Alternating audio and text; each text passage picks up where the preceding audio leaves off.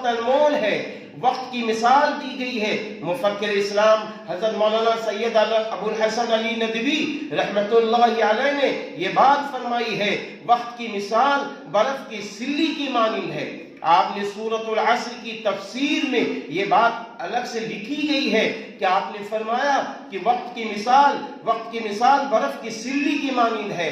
جس طرح برف کی سلی، برف کا بیچنے والا دو تاجر ہے، ایک آدمی برف بیچتا ہے، اس کو خوب ڈھک کر رکھتا ہے، خوب اس کو پیک کر کے رکھتا ہے، ایک آدمی برف بیچ رہا ہے، اس کو بالکل کھلا چھوڑ دیتا ہے۔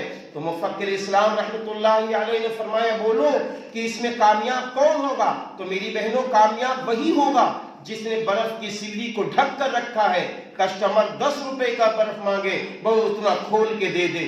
یہ ہے اصلی تاجر۔ پتہ یہ چلا سب سے بڑا عقل مند، سب سے بڑی عقل مند لڑکی وہ ہے جو اپنے جسم کی حفاظت کرے، اپنے وقت کی حفاظت کرے، اپنے نگاہ کی حفاظت کرے، اپنے دل کی حفاظت کرے، اپنے لباس کی حفاظت کرے۔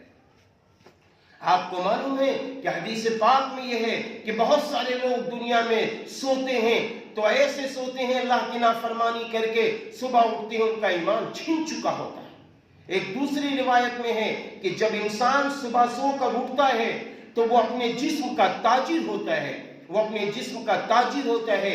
اگر اس نے اپنے جسم کی حفاظت کر لی، قرآن و حدیث کی روشنی میں جسم کو چلایا صبح سے رات تک، سونے سے پہلے تک، تو اس نے بہترین تجارت کر لی، بہترین تجارت۔